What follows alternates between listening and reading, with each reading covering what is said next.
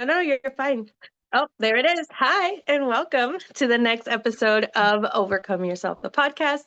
As you know, my name is Nicole, and I'm so excited to be here today with Jenna. And I love Jenna. Jenna is part of my coaches group, so the coach that I meet with that I talk to you guys about sometime. And so I love Jenna. Like we hang out every week in our in our coaching calls. But I've also participated in one of Jenna's challenges, and I got to learn all about my human design, how I work, like how it aligns my whole life. Like, I got some good news, I got some bad news. I didn't love the name that I got, but the meaning of it was absolutely beautiful. And Jenna is just such a powerhouse when it comes to teaching women, men, anybody, entrepreneurs, how human design relates to their business. And before I chop it up anymore, I'm going to go ahead and let you take it away, Jenna. Please introduce yourself. Tell us who you are and who you help, and tell us all about human design. Ooh, hello everybody. My name is Jenna. I am the Soulful Business Strategist. Basically, I help you use your human design to take the ick out of your business. So, if you've ever felt like you've been forcing things to work in your business and they just aren't working and it feels gross, or if you ever felt like you were in resistance to a strategy that one coach told you you had to do in order to be successful, I'm here to help you find your solution to making business fun, to making it effortless, and to making it impactful, all using your human design. That's who I am. I love it. Yeah. So tell us a little bit about your background, Jenna. Like, how did you end up here? How did you overcome yourself to end up at such an amazing, like an amazing crossroad, amazing niche that you have? It is such a crazy, long, winding road kind of story. Mhm. I started as a makeup and hair artist in Los Angeles. Um, and I've been doing that for 25 years now.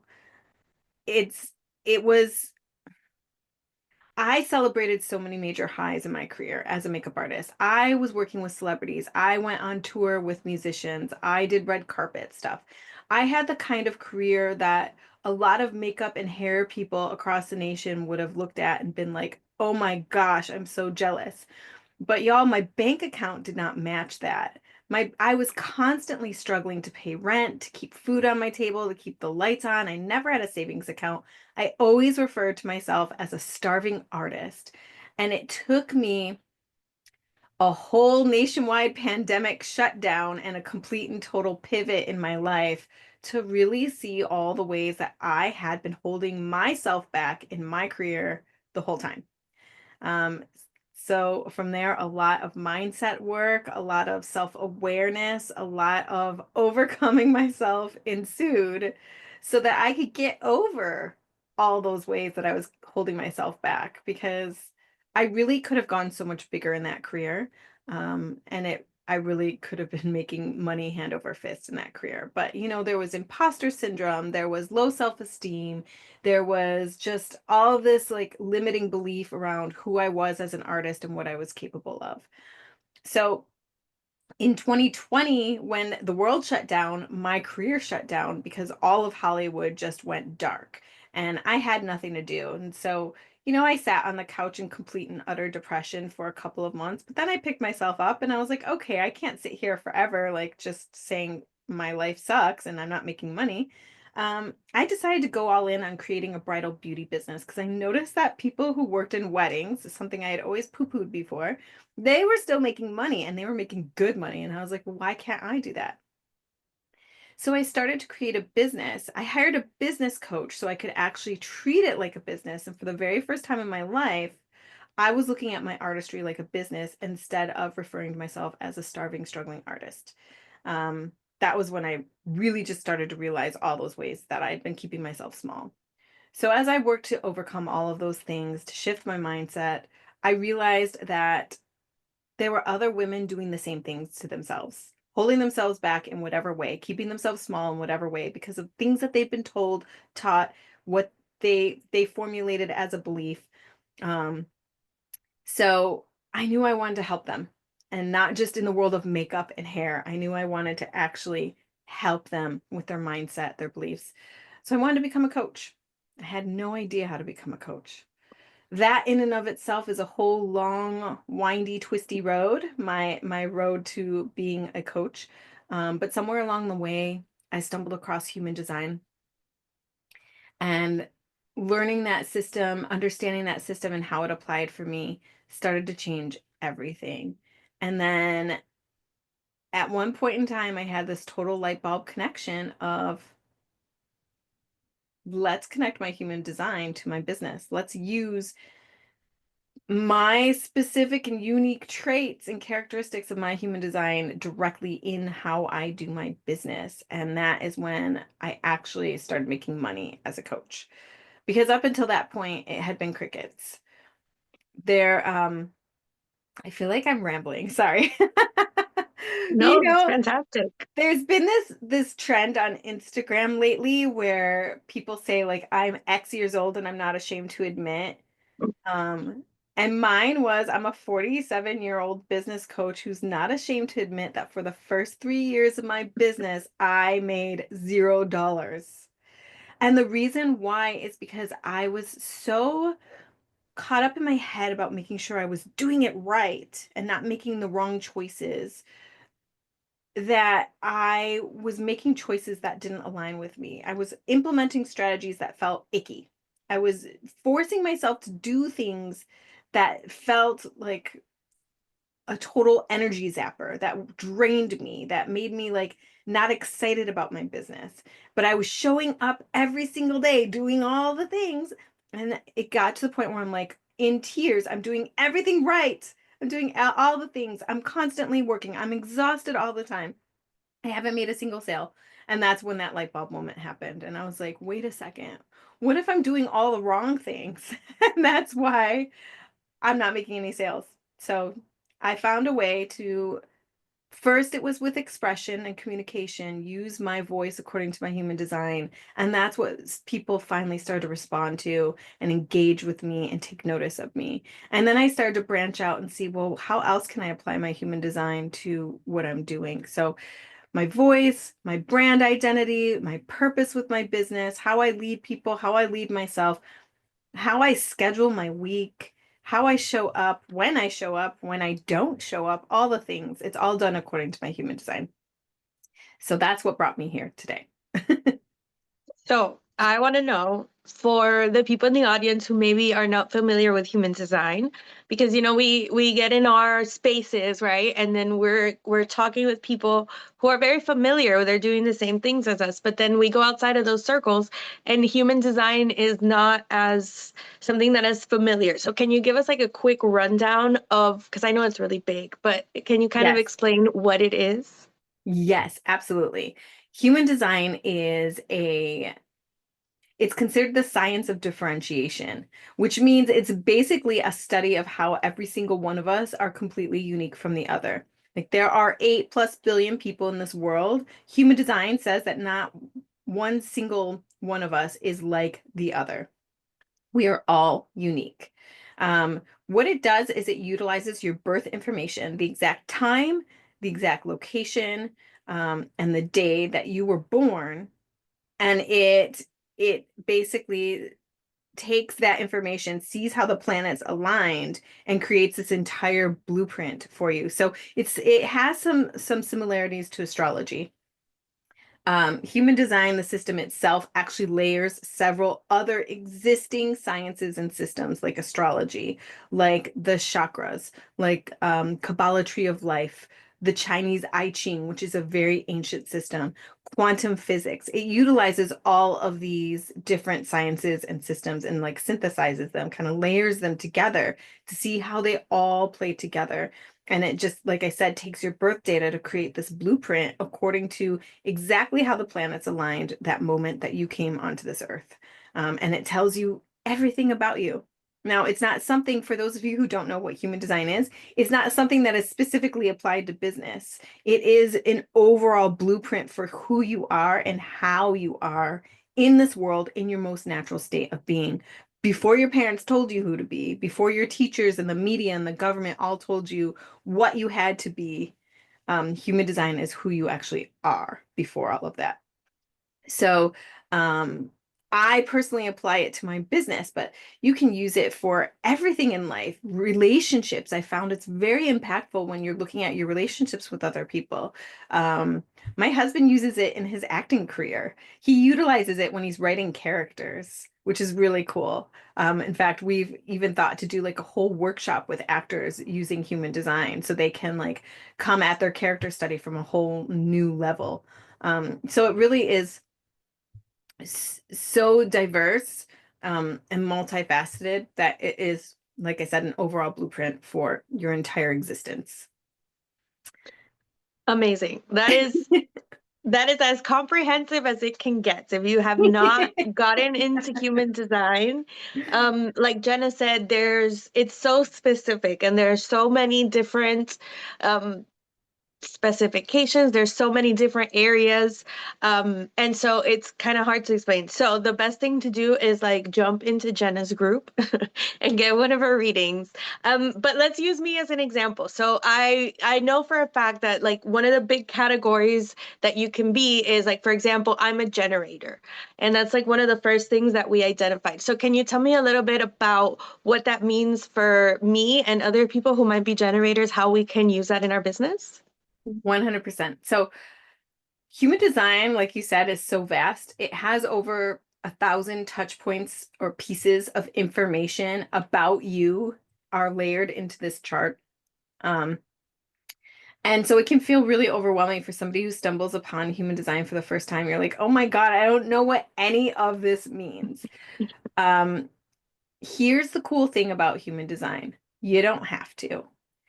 Because it is actually who you already are. It's like reading your own owner's manual.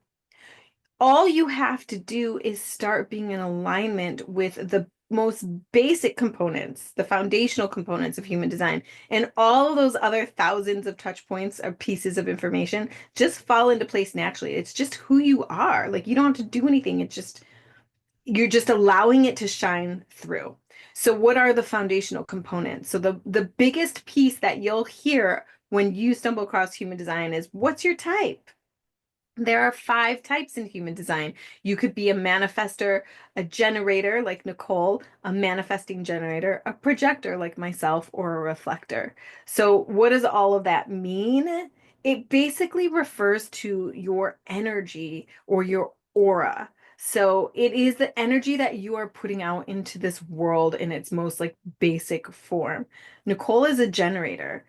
A lot of people who find out they're generators feel disappointed. They're like, because they're told they're builders, they're doers, and they don't like that. That sounds like awful to them. I think generators are just these amazing, beautiful powerhouses of energy. They make up 35% of the world. And you'll notice in the other type, there was one called manifesting generator. They're actually both considered generators. Manifesting generator in some schools of human design is considered a subcategory of generator. Um, in other schools, it's a completely separate type, but there's a lot of similarities between the two. And they both each make up 35% of the world. And since they're so similar, that means 70% of the world is operating in a similar energy to you, which is great. I love to work with generators and manifesting generators because I feel like the more of you that I can get into alignment, the more the collective whole of the energy of our universe as we experience it right now will go into alignment as well, right? Like if the majority of the collective is leading aligned, happy, authentic lives, like imagine what that will do for the collective energy of the planet. So I love generators and manifesting generators. Here's the cool thing about you. You have a very magnetic aura as a generator. That's exactly what it means. Like you generate opportunities, you generate people, situations, things to respond to are constantly coming to you. You generate this magnetic energy and you pull in all of these things to you. It's really, really cool. You have what's called a defined sacral. Now, I don't want to get too confusing and into all the different pieces, but as the sacral center is one of the 9 energy centers on your human design chart, and the only types that have this defined are generators and manifesting generators. And what this means, the sacral center houses life force energy. That is the energy to to do life, right? To it's the physical energy as we know it. The rest of us, the remaining 30% of us, we don't generate physical energy from within. We might absorb it from those around us, but we don't just have this unlimited supply of physical energy. Nicole, you do. As long as you're doing something that lights you up and makes you feel excited and that you're happy, you could do it for hours upon hours upon hours on end and not need a nap. As long as you're I don't do excited naps. about I it. can't do naps. No. Right? Yeah, my husband either. He's a manager and he cannot do naps. I am a projector. I nap like it's my business, and it is. Um, so it is really, really like when I witness a generator in alignment with themselves, they're in what I call their sacral yes, meaning they're doing the things that their whole body responds yes to. They're so excited to be doing whatever it is they're doing. That energy allows their magnetism to strengthen and like it's contagious and we all of us around it, we feel it. And it's really, really cool. And you have the power to like supercharge me with energy to then go and do things and be excited and happy. It's literally contagious. You may have been told in the past, Nicole, that like when you're happy, like it's contagious, like everybody around you is happy, or when you laugh, it's contagious. That's typically a generator because And it goes generators the other have way too, because if I'm in a bad mood, so is everybody so else. is Yeah. everybody. Yeah, it really does. Like your energy is contagious. So like what kind of energy are we putting out as a generator? And that is what we're attracting back to ourselves. So all of the stuff that you talk about with mindset and gratitude is so important because you are putting out this magnetic energy if you are in a negative headspace or mindset space and you're putting that energy out, that's what you're attracting back to you with that magnetic aura. Do you really want that in your life? No. We want to be doing the things that make us happy, that light us up. So in business as a generator, how does this apply? First of all, if there's a strategy like for your marketing or for your business systems itself, how you're operating day to day, that a coach told you to do, that every time you have to do it, you're like, ugh, I don't want to do this. This is awful. But Coach Sally said, if I do this, I'm guaranteed to sign $10,000 worth of clients this month. So I'm going to do it because I paid a lot of money for her coaching and she's the expert. So, all right, I'm doing the thing. Well, that's the very wrong thing for you to do in your business because you are approaching it with this like dread. You're in your sacral no. Your sacral is literally filling your body with this dread because it's trying to tell you, nope, that's not in alignment for us. Don't do that. It doesn't feel good. It's not for our energy. And what happens is you either will attract no clients or you'll attract clients that don't feel good. And then you're just going to create more dread in your business. Oh, now I signed this client. Oh, and I have to wake up every week and do her session on Tuesdays. And I don't want to. I hate Tuesdays now. Like that sort of thing. So generators in business, you really want to only do the things that feel really, really good. I know that sounds weird. I know people are like, well, that's silly. We can't just only go through life only doing the things that feel good for us. Like, I have to pay rent. That doesn't feel good. I have to pay my car payment. That doesn't feel good. No, it will start to feel good when you have the money to pay those things and you're just like, yes, I'll pay rent because I love this house and yes, I'll pay my I'm car payment. grateful to pay rent. I'm grateful Yes, to make a carpet. I'm yes, grateful to make those payments. Yeah.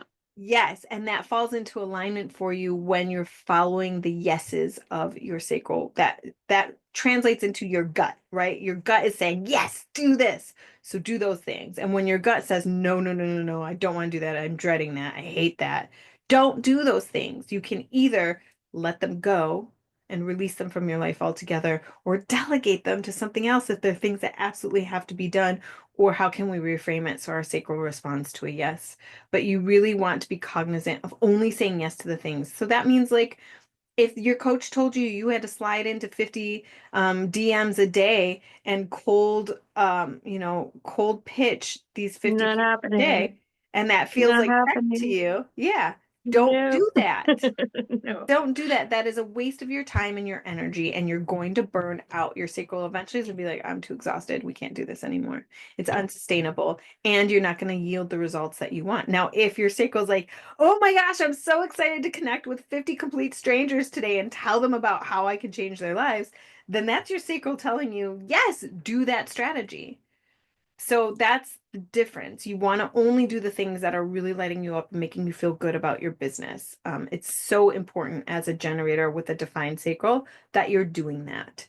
The more joy you create in the things that you do, the more joyful things will be magnetized to you. And the more success you're going to experience in your business, and the more energy you're going to have to work inside of your business. It won't become this drainage, like time sucker sort of thing anymore. Yeah, That's and my then you're dragging yourself through it, and then it feels like it's even longer. It's like a whole thing. Like, no. It's a whole thing. Yes, I Yeah, agree. I love that. Yeah. So, talk to me about, because I did mention it, I alluded to it. How can we stay in touch with you? How can listeners find out like more about themselves with you? Yes. So I have a Facebook group called the Soulful Business Collective, which Nicole's going to link in the show notes. It's free to join. And every month I do 2 free events. I do a free human design reading for up to like 3 to 4 members.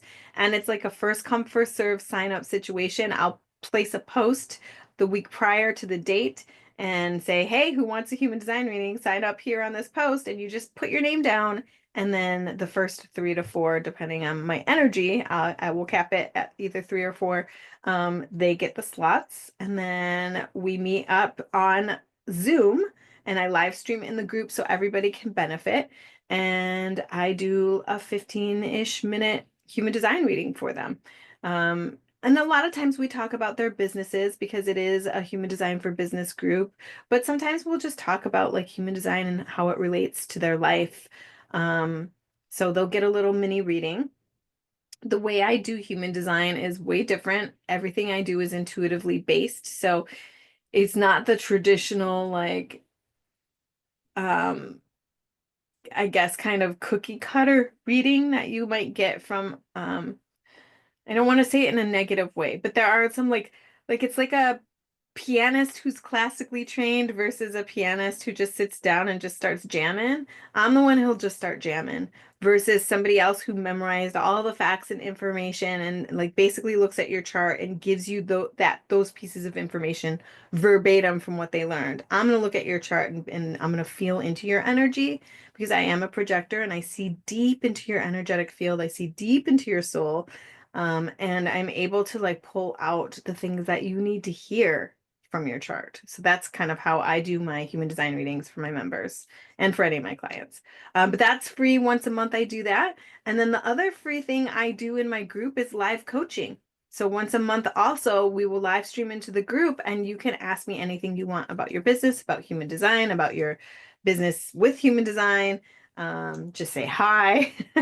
But that's your chance to get some one-on-one coaching from me each month. So it's a lot of fun in that group. It's very active in that respect that I'm meeting up with you live twice a month, every month, making sure that you're getting some value out of it. So join me there. I would love to see you.